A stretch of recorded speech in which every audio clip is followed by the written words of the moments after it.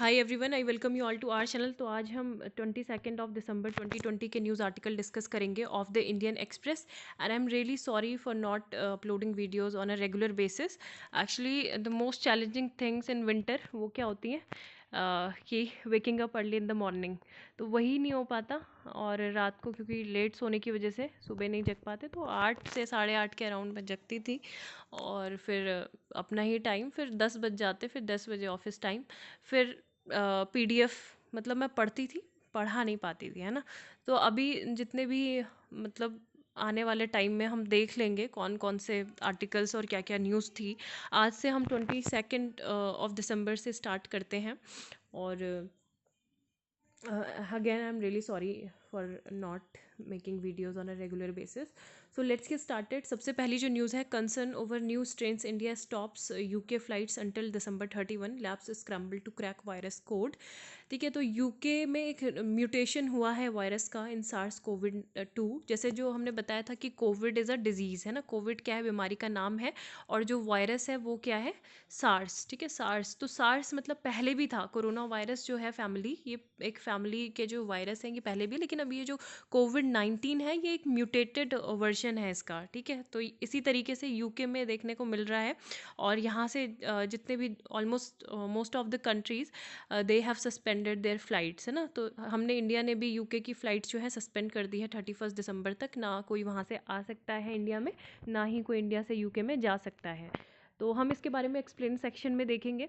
Then farm unions to meet on invite for talk says government's letter time pass. ठीक है, तो government ने एक और मतलब फार्मर्स को इनवाइट किया है कि दोबारा से एक new level of talks start हो। और यहाँ पे इन्होंने क्या बोला है कि वो 5 पेजेस का जो लेटर है और उसमें केवल प्रीवियस मीटिंग्स के बारे में बताया गया है कि क्या हुआ था क्या नहीं हुआ था।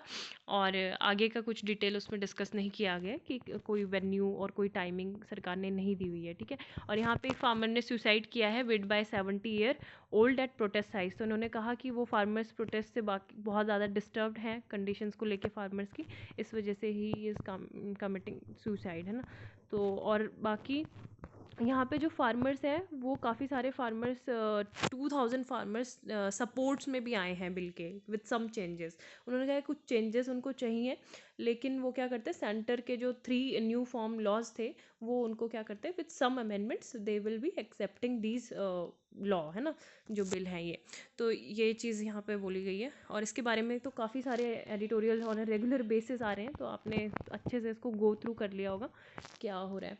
सो यहाँ पे constitution of Yamuna panel under process. ठीक है, तो 16 member river Yamuna management committee थी, ठीक है, जो चेयर की गई है किसके द्वारा, लेफ्टिनेंट गवर्नर अनिल बैजल के द्वारा।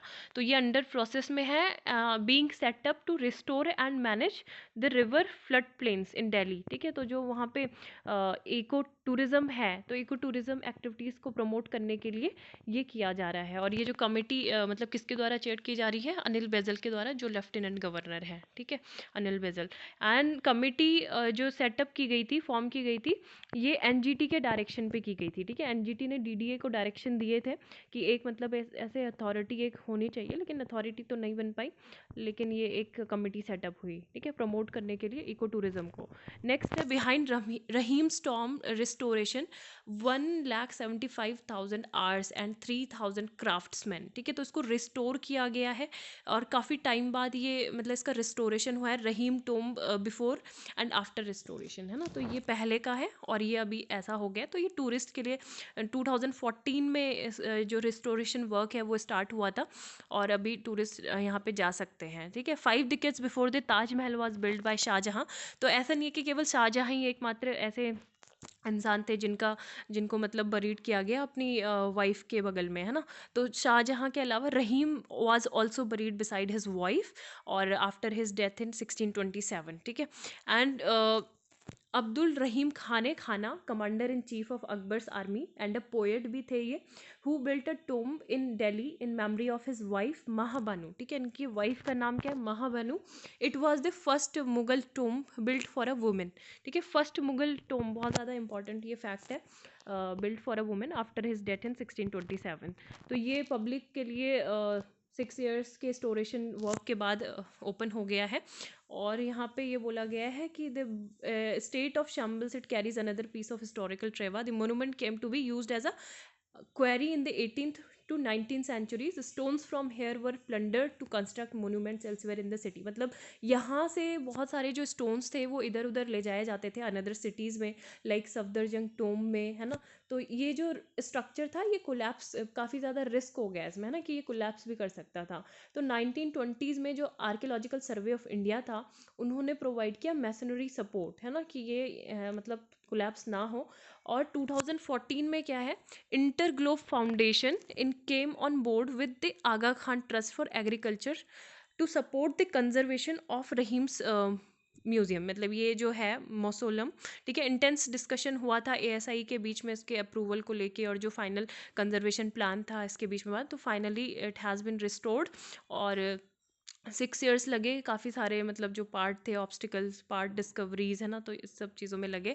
और ये बोला जाता है Rahim persona as a hydraulic engineer, इनको हाइड्रोलिक इंजीनियर भी बोला जाता है. He had built the water supply system in Burhanpur, ठीक है. तो ये भी डिमॉन्स्ट्रेट किया गया है यहाँ पे. When we discovered a fountain that lifted water over 20 feet high from the pool on the sandstone terrace of the mausoleum. तो ये है, ठीक है. तो अब यहाँ पे हम आर्कियोलॉजिकल सर्वे ऑफ इंडिया के बारे में देखेंगे और एक लेपर्ड से रिलेटेड भी रिपोर्ट है, तो उसमें हम एनटीसीए के बारे में फिर देखेंगे, ठीक है. यहाँ पे अभी हम देख रहे हैं एएसआई के बारे में. तो आर्कियोलॉजिकल सर्वे ऑफ इंडिया ये मिनिस्ट्री ऑफ कल्चर के अंतर्गत आता है, संस्कृति मंत्रालय के, और ये प्रीमियर ऑर्गेनाइजेशन है for the archaeological researcher and protection of the culture heritage of nation. Function यही होते हैं कि जितने भी एंशियंट मोनूमेंट्स हैं, ठीक है, और आर्कियोलॉजिकल साइट्स हैं और जो नेशनल इंपॉर्टेंस के जो रिमेन्स हैं उनका मेंटेनेंस करना इसका प्राइम कंसर्न होता है आर्कियोलॉजिकल सर्वे ऑफ इंडिया का. और ये जितने भी आर्कियोलॉजिकल एक्टिविटीज़ होती हैं जो किस में दी गई हैं, AMASR एक्ट, ठीक है. ए क्या है ये, ancient monuments and archaeological sites and remains act 1958, उनको भी ये रेगुलेट करता है. And it also regulate antiquities and art treasure act in 1972. तो ये दो एक्ट बहुत इंपॉर्टेंट है. मैं जूम इन करके एक बार दोबारा से आपको इसको बता देती हूँ. Ancient monuments and archaeological sites and remains act 1958 and it also regulates antiquities and art treasure act 1972. और आर्कियोलॉजिकल सर्वे ऑफ इंडिया ये 1861 में ये फॉर्म हुआ था, 1861 में by statute passed by Canning, ठीक है, जो कैनिंग था उसके द्वारा ये पास हुआ. और अलेक्जेंडर कनिंगम जो थे फर्स्ट आर्कियोलॉजिकल सर्वेयर थे, ठीक है. तो ये इंपॉर्टेंट है. और एंशियंट मोन्यूमेंट जो होता है ये किसको बोलते हैं, ठीक है, किसे बोला जाता है एंशियंट मोन्यूमेंट. तो according to ancient monuments and archaeological site remains act 1958, any structure, sculpture, inscription, जो जितने भी मतलब जो स्ट्रक्चर हो या फिर कोई अभिलेख हो which is existence for not less than 100 years is termed ancient, ठीक है, उसको बोला जाता है प्राचीन. तो ये है. यहाँ पे 6 दिसंबर to 19 दिसंबर ये PIB है, तो ये मैं पूरा कभी भी इसको डिस्कस कर लूँगी. अभी आज हम 22 का ही पढ़ते हैं, नहीं तो फिर प्रीवियस का मैं सोचती हूँ कि बनाऊँ, ऐड करूँ, तो फिर वो आज की भी रह जाती है न्यूज़, है ना. और दूसरी एक और चीज़ बतानी है, आज नेशनल मैथमेटिक्स डे भी होता है. नेशनल मैथमेटिक्स डे, ठीक है, रामानुज जो हैं 22 दिसंबर को मनाया जाता है. और ये जो फॉर्मर प्राइम मिनिस्टर थे है मतलब मनमोहन सिंह, डॉक्टर मनमोहन सिंह, तो इन्होंने 26 फरवरी 2012 को ये बोला था कि ये मनाया जाएगा, ठीक है. और 2012 को मैथमेटिक्स ईयर्स भी माना गया था, ठीक है. अब यहाँ पे इनकी एक फेमस वो भी थी मूवी जो इन पे बनी है, the man who knows infinity, है ना, the man who knows infinity. तो ये भी तमिलनाडु के बॉर्न थे, तो ये सब चीज़ें आप देख सकते हो इनके बारे में. The man who knew infinity was release based on the biography of the Srinivasa Ramanujan, ठीक है. रिटर्न इंडिया में आए थे 1919 में और 32 ही एज के थे और उनकी जब डेथ हो गई थी. और बस इतना ही इम्पोर्टेंट है. नेक्स्ट हम देख लेते हैं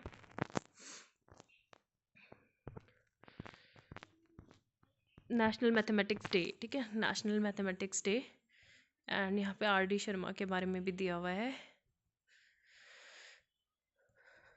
Russia envoy S-400 deal advancing don't recognise unilateral sanctions. तो यहाँ पे ये बोला गया है कि अभी जो रशिया इंडिया डिफेंस डील है, ऑनगोइंग डिफेंस डील, तो उसमें एक S-400 मिसाइल सिस्टम की सप्लाई के बारे में भी है, ठीक है। तो ये क्या है, is advancing well despite the threat of US sanction, Russia की एम्बेसी ने बोला है। अब रशिया के जो रिलेशंस हैं इस्लामाबाद से, दैट इज़ पाकिस्तान, तो ये क्या है कि इंडिया को इसमें इसके बारे में चिंता नहीं करनी चाहिए कि हमारी पाकिस्तान से किस तरह की रिलेशनशिप है ना। Moscow is committed to develop ties with Islamabad at it is member of Shanghai cooperation organisation. तो क्योंकि वो एससीओ का मेंबर है, इस वजह से हम उनसे जो अपने रिलेशन है वो जारी रखेंगे, तो इंडिया को इसमें वरी लेने की, टेंशन लेने की ज़रूरत नहीं है। और साथ में ये भी बोला है कि Moscow ties with Islamabad are independent in nature and that his government is mindful of respecting sensitivities of other countries, so we do not think India should be worried. Next news है India Vietnam to boost Indo Pacific cooperation. एक यहाँ पे दूसरी एक short article है, इसको देख लेते हैं पहले। Prime minister to inaugurate India science festival today, ठीक है। तो प्राइम मिनिस्टर नरेंद्र मोदी क्या करने वाले हैं, 6th एडिशन। तो पहला फैक्ट ये हो गया, 6th एडिशन है किस चीज़ का, इंटरनेशनल साइंस फेस्टिवल का, IISF का।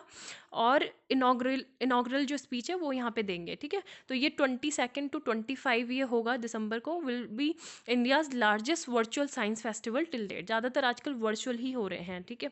सो टेक्नोलॉजी जो मिनिस्टर हैं doctor Harsh Vardhan Singh, science and technology minister, उनका ये कहना है। और ये कब सेलिब्रेट किया गया था, ये 2015 से इंडियन गवर्नमेंट के द्वारा लॉन्च किया गया है, ठीक है। 2015 से IISF was launch by the Indian government in 2015। और इस साल की जो थीम है वो इम्पॉर्टेंट है। तीसरा फैक्ट ये हो गया, science for self reliant India and global welfare, ठीक है, which will showcase the contribution of scientific and technological endeavours to realise the goal of Atmanirbhar Bharat mission. तो ये इसकी थीम है। अब वियतनाम के साथ भी हम अपने जो टाई हैं वो काफ़ी बूस्ट कर रहे हैं, इंडो पैसिफिक कोऑपरेशन की हम बात कर रहे हैं, ठीक है। तो ये हैं prime minister Modi with his Vietnamese counter part, ठीक है। तो ये वहाँ के कौन है, निंगुन जुआन, ये है, ठीक है। ड्यूरिंग वर्चुअल बायलैटरल समिट ये हुई थी। So at a virtual summit with his Vietnamese counterpart, prime minister Narendra Modi describe Vietnam को, हमने बताया है कि एक इम्पॉर्टेंट पार्टनर है इंडिया का in his Indo Pacific vision as well as for act east policy, ठीक है। एक्ट ईस्ट पॉलिसी और जो इंडो पैसिफिक विजन है, डॉक्यूमेंट जो टाइटल हुआ है उसका नाम क्या है, India's Vietnam joint vision for peace prosperity and people, ठीक है। ये समिट के बाद रिलीज हुआ, क्या है, India Vietnam joint vision for peace prosperity and people, release after the summit set the two sides will step up, जो military to military exchange हैं, ठीक है, उसमें कोऑपरेशन होगा। ट्रेनिंग, कैपेसिटी बिल्डिंग प्रोग्राम्स ये होंगे, ठीक है। CBP capability building programmes, capacity and 3 services and coast guards, and it was agreed that enhanced bilateral defense and security partnership would be an important factor of stability in the Indo Pacific region, ठीक है। अभी जैसे China का लगातार हम देख रहे हैं कितना ज़्यादा इंट्रूशन है साउथ चाइना सी जो रीजन है वहाँ पर, है ना। तो दोनों ही लीडर्स ने ये इसको रेफर्म किया कि कितनी ज़्यादा इम्पोर्टेंस है कि जो फ्रीडम ऑफ नेविगेशन है उसको मेंटेन करना, और ओवरफ्लाइट जो होता है साउथ चाइना सी का, है ना, while pursuing peaceful resolution of disputes without restoring the threat to use of force, है ना, कि ये सब है। तो वियतनामीज जो कंपनीज हैं वो भी इन्वेस्ट कर सकती है इंडिया में। और जो अर्जेंट नीड है लॉन्ग ओवरड्यू रिव्यू की of ASEAN India trade in goods agreement as a concrete step towards revitalising economic engagement between the two countries as well as the larger ASEAN association of south east Asian nations region, ठीक है। तो ये सब चीज़ें हैं, vision document काफ़ी ज़्यादा important है। और ये वियतनाम के साथ नेक्स्ट जो न्यूज़ है दैट इज़ रिलेटेड टू जो leopard status of leopard in India, ठीक है। तो ये 2018 की रिपोर्ट ये रिलीज़ हुई है। तो 60% rise in leopard numbers from 2014 estimates, ठीक है। तो ये जावड़ेकर जो यूनियन एनवायरमेंट मिनिस्टर हैं प्रकाश जावड़ेकर, उनका ये कहना है ना। अभी जैसे जो UPPCS हुआ था तो उसमें टाइगर सेंसस के ऊपर क्वेश्चन पूछे गए थे, तो लेपर्ड के बारे में भी पूछे जा सकते हैं। और 60% लेपर्ड नंबर्स जो है इंक्रीमेंट देखने को मिला है। कितने थे, मतलब 2014 की हम बात करें तो पॉपुलेशन ऑफ लेपर्ड्स थी नियरली 8,000, ठीक है। और अभी जो है 12,852 के करीब हो गई है। और status of leopard in India 2018 इस रिपोर्ट का नाम है। और ये बोला है कि इंक्रीज जो देखने को मिल रहा है टाइगर्स में, एशियाटिक लायंस में और अब लेपर्ड्स में, तो हम इससे ये पता चलता है कि हम कितना अच्छे से काम कर रहे हैं एनवायरनमेंट को प्रोटेक्ट करने में, हमारी इकोलॉजी को, बायोडाइवर्सिटी को कंजर्वेशन करने में काफ़ी एफर्ट हम लगा रहे हैं। सो अगर हम बात करें लार्जर नंबर ऑफ लेपर्ड्स की हैव बीन एस्टिमेटेड इन मध्य प्रदेश, ठीक है, मध्य प्रदेश में 3421 है, फॉलोड बाय कर्नाटक, कर्नाटक में 1783, देन महाराष्ट्र, ठीक है। तो एम के एम महाराष्ट्र, मध्य प्रदेश, कर्नाटक एंड महाराष्ट्र, ठीक है, Madhya Pradesh, MP, and K for Karnataka and Maharashtra, तो ये है। देन यहाँ पे हम मतलब जो मेनली जो यहाँ पे एनटीसीए का कहना है, जो लॉस है इनको, मतलब किस तरीके से इनका हैबिटेट लॉस होता है। एक तो सब कॉन्टिनेंट में आपको पता है पोचिंग के केसेस बहुत ज़्यादा बढ़ते जा रहे हैं, ठीक है, फिर depletion of natural play, then conflict are major threats to leopard populations, तो ये कुछ मेजर थ्रेट हैं। और reports find that in the region wise distribution central India and eastern Ghat have the highest number of leopard in at 8071, और western घाट reason में 3000 के something वहाँ पे लेपर्ड हैं, ठीक है। और शिवालिक में भी देख सकते हैं, गैंगेटिक प्लेन्स में भी सबसे कम है, तो सबसे ज़्यादा कहाँ पे देखने को मिल रहा है, सेंट्रल एंड ईस्टर्न घाट में, ठीक है। So there are 141 leopard in north east hills. तो स्टडी कंडक्ट हुई थी और यहाँ पे 5240 लेपर्स थे with camera apart from the satellite. तो यहाँ पे एक बार हम एनटीसीए जो बॉडी है उसके बारे में देख लेते हैं, ठीक है, एनटीसीए के बारे में जानेंगे। तो जो एनटीसीए है, that is national tiger conservation authority, ये एक स्टैटूटरी बॉडी है जो ministry of environment, forest and climate change के अंतर्गत है, ठीक है, ministry of environment, forest and climate change. और ये स्टैब्लिश हुई थी 2005 में following the recommendation of the tiger task force, ठीक है। तो टाइगर टास्क फोर्स की रिकमेंडेशन के बाद हुई थी और ये कॉन्स्टिट्यूट की गई थी under enabling provisions of wild life protection act 1972 as amended in 2006 for strengthening tiger conservation as per powers and functions assigned to it, ठीक है। तो ये है एनटीसीए के बारे में। बाकी प्रोजेक्ट टाइगर तो ये पता ही है, सेंट्रली स्पॉन्सर्ड स्कीम है। और अभी करंट अगर टाइगर की पॉपुलेशन के बारे में बात करें तो 2967, ठीक है। तो ये इसके टाइगर के नंबर है। मध्य प्रदेश, कर्नाटक यहाँ पे हाईएस्ट रिकॉर्डिंग मतलब रिकॉर्ड किया गया था टाइगर का।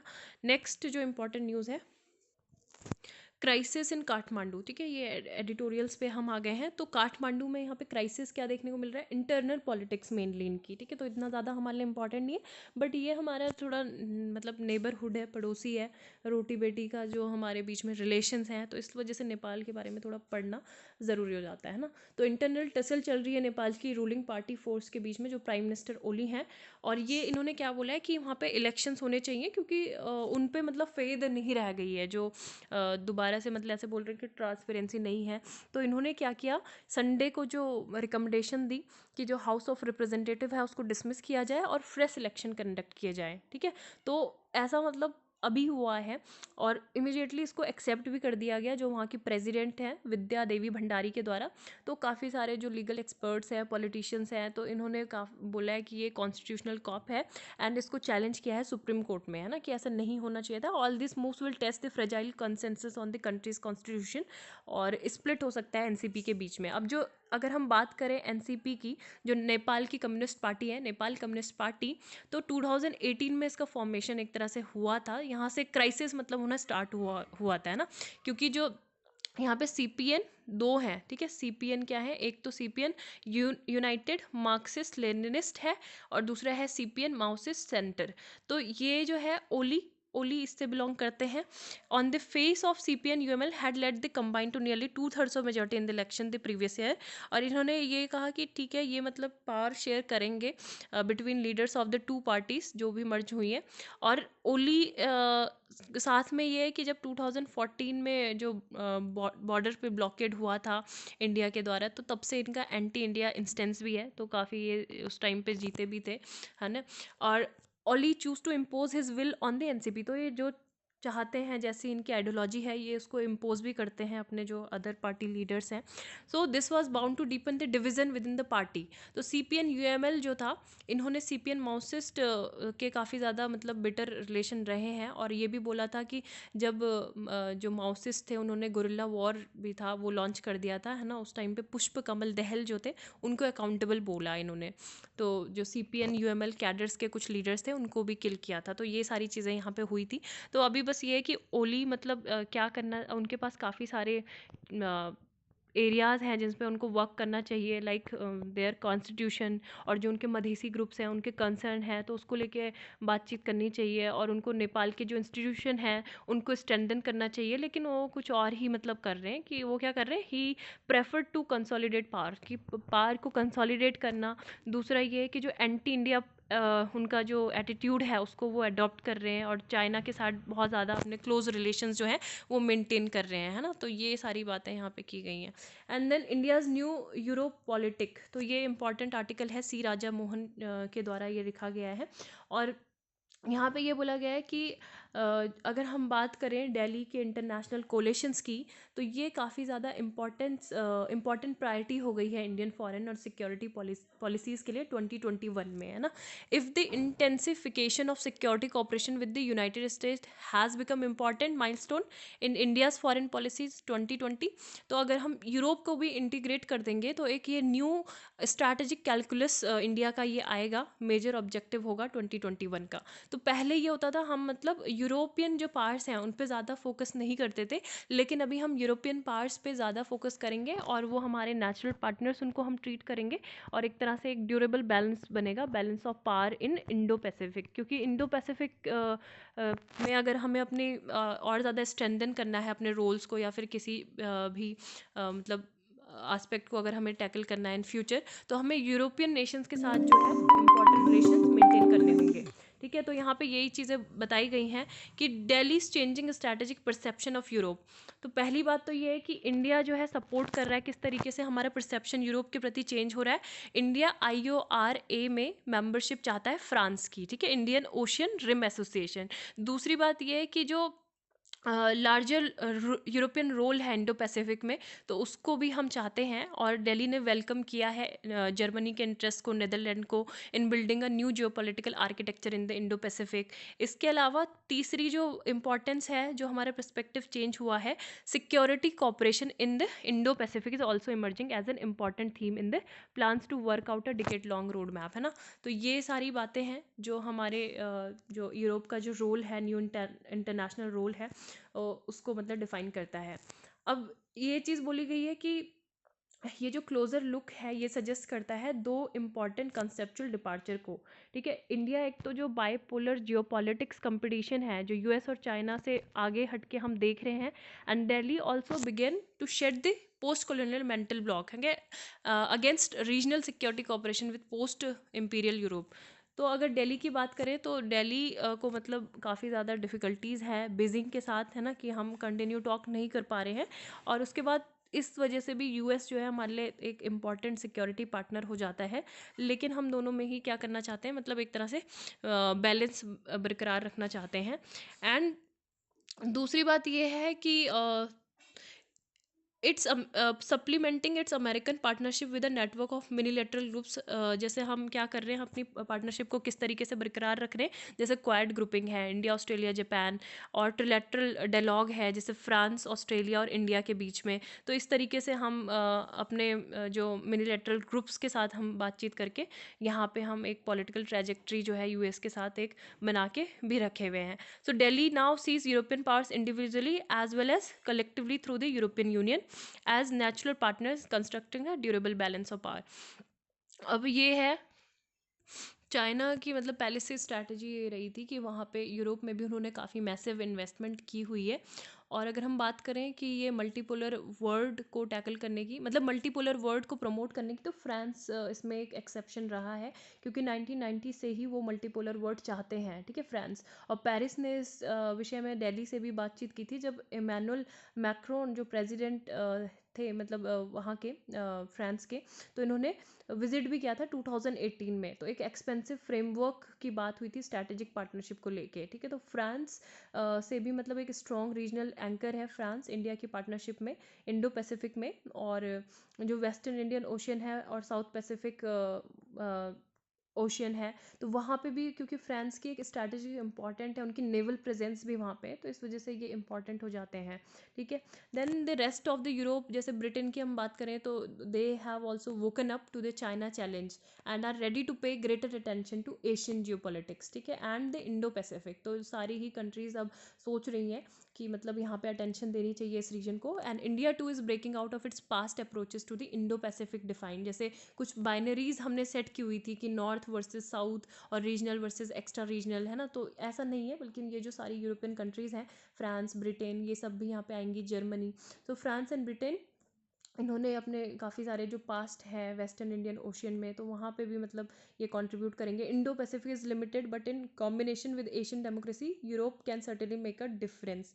तो यहाँ से काफ़ी एक डिफरेंस आ सकता है। और अगर हम यूरोपियन कंट्रीज़ की बात करें तो काफ़ी एक तरह से कन्विंस्ड भी हैं कि उनको क्या करना है, मैनेज करना है एशियन जियो पॉलिटिक्स को, and but as China transform the Eurasian land masses as well as the Indo-Pacific, it is abundantly clear that the US alone cannot redress the imbalance, है ना। तो इस वजह से कोलेशन ज़रूरी है एशियन और यूरोपियन मिडिल पावर का, must now be an indispensable element of the geo politics of the east.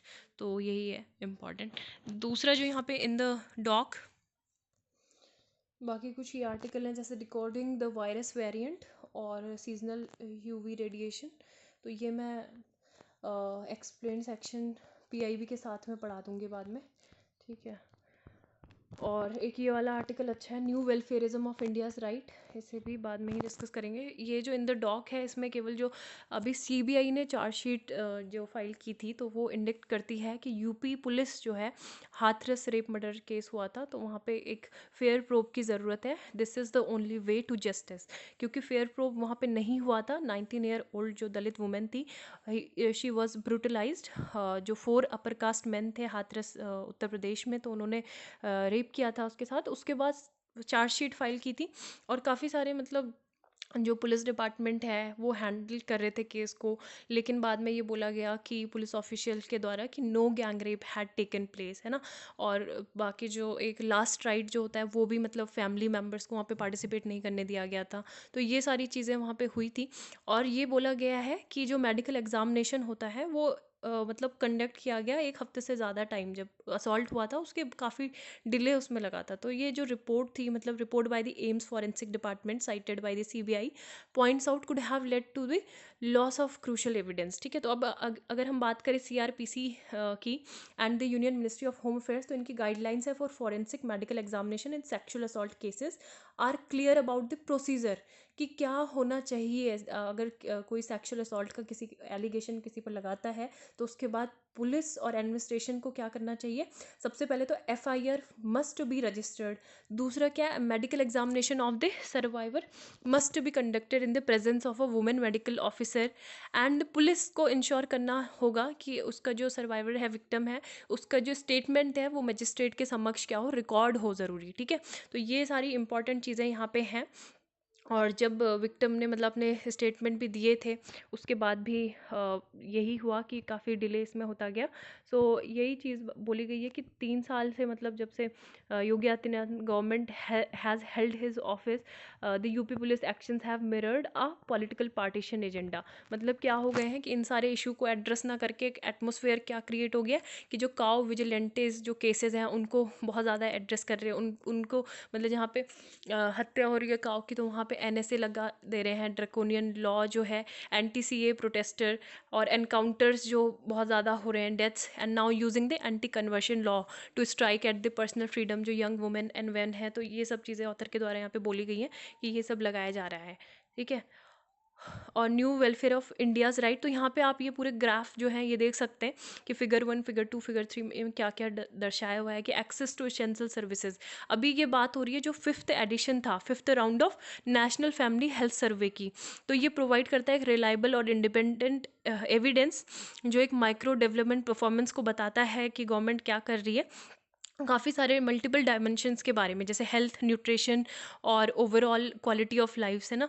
तो यहाँ पे फोकस किया गया है गवर्नमेंट की पॉलिसी जो न्यू वेलफेयरिज्म है, ये न्यू वेलफेयर मतलब ये कि कितने लोगों के जो खाते हैं मतलब वो ओपन हो गए हैं, और क्या वुमेन जो महिलाएं हैं वो खुद से एक्सेस कर पा रही हैं बैंक अकाउंट्स को या नहीं। तो इस तरीके के बोले जा रहा है कि 54% ऑफ इंडियाज़ पॉपुलेशन, और केवल वही इस जो ये सर्वे था फिफ्थ एडिशन का, तो उसमें कवर्ड किया गया है। ठीक है, और 17 स्टेट को ही लिया गया है, 5 यूनियन टेरिटरीज को लिया गया है, पूरा पूरा ओवरऑल नहीं कवर करता है। जैसे Madhya Pradesh, UP, Punjab, Rajasthan and Tamil Nadu are not able exclusion. तो सेकंड दूसरा ये बोला गया कि findings cover only some government programme which are targeted the provision of women's bank accounts, electricity, sanitation and cooking fuel respectively. They do not cover housing for lack of data.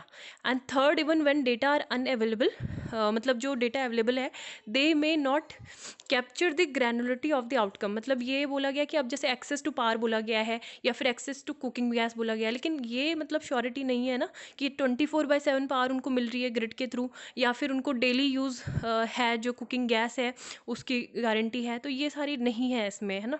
So fourth है, even though the new welfare was a central government initiative, तो state level जो variations है वो ये suggest करते हैं कि centre जो है फुल क्रेडिट भी नहीं लेती है, और अपने सारे जो बर्डन जो आउटकम्स जो होते हैं वो भी मतलब बेयर नहीं करती है। ठीक है, अब जो यहाँ पे फिगर 1 के बारे में बात की गई है, ये बोला है कि यहाँ पे गवर्नमेंट ने मतलब न्यू वेलफेयरिज्म को अचीव करने की कोशिश की है।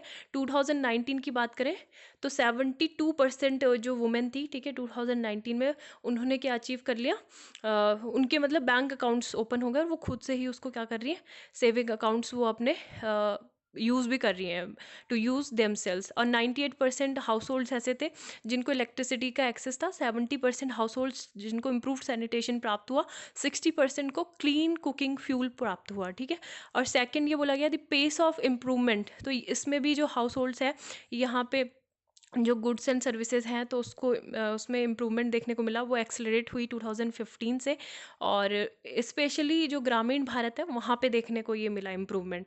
ठीक है, फिर यहाँ पे बोला गया है कि the clearest example is sanitation, और the India wide average access to clean sanitation is still a little under 70%। अब ये बताया कि इंडिया को 100% ओपन डेफिकेशन फ्री भी कर दिया गया था, लेकिन बिहार जो है नंबर इज़ ओनली 49%। दूसरे यहाँ पे एड्रेस किया चाइल्ड स्टंटिंग के इशू को। ठीक है, तो फिगर 2 जो है वो प्लॉट करता है चाइल्ड स्टंटिंग को।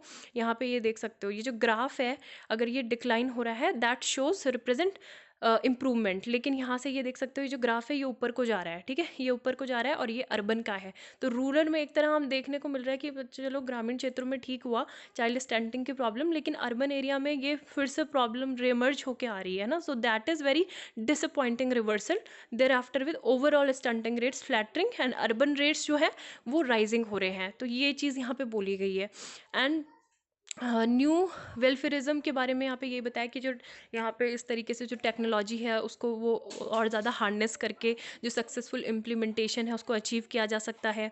और जो सरकार के जो ट्रेडिशनल तरीके थे जैसे कि प्राइमरी एजुकेशन आर इंटेंजिबल, है ना, तो ये अभी उनको इतना ज़्यादा मतलब ये फोकस नहीं कर रहे हैं। और यही सारी बातें की गई है कि चाइल्ड न्यूट्रिशन जो है काफ़ी ज़्यादा इम्पॉर्टेंट है इसको देखना, but it is very difficult to achieve, measure और मॉनिटर, और households can not easily see whether and to what extent better nutrition has been provided. तो ये सब बातें यहाँ पे बोली गई हैं। ठीक है, और in some ways the Indian experience is consistent with a broader global trend. जैसे पोलैंड, हंगरी और टर्की की बात करें तो हम जो है ब्रॉड बेस्ड प्रॉस्पेरिटी को डिलीवर नहीं कर रहे हैं, और जो ये पॉपुलिस्ट लीडर्स हैं, पार्टीज़ हैं, वो क्या कर रही हैं, इन सब में एक तरह से इलेक्टोरल सक्सेस को वो देख रही हैं, है ना। तो यही सब चीज़ें की गई हैं यहाँ पे डिस्कस। और एक बार इसे बता देती हूँ, what are these concerns leading to travel restriction. तो SARS-CoV-2 variant was revealed to be the reason behind the rapid surge in कोविड-19 in south and east England. तो अभी इसको रेफर किया गया है VUI वेरिएंट अंडर इन्वेस्टिगेशन 2020-12-1 और the B117 lineage. ठीक है, तो ये पब्लिक हेल्थ जो इंग्लैंड का इन्होंने अनाउंस किया है कि 1100 8 केसेस ऐसे हो गए हैं जो इनको दिसंबर 13 में आइडेंटिफाइड किया गया, और predominantly in the south and east of England. तो PHE is working with partners to investigate and plans to share its finding over the next 2 weeks, ठीक है। और इसको वेरिएंट को आइडेंटिफाइड किया गया है जीनोमिक सर्विलेंस बाय कोविड-19 genomics UK, COG UK, a consortium that analysis genome sequencing data from the UK, ठीक है। तो लार्जेस्ट कंट्रीब्यूटर है ये ऑफ द ग्लोबल कोविड-19 डेटाबेस, GISAID ने ये बोला है, ठीक है। तो ये है।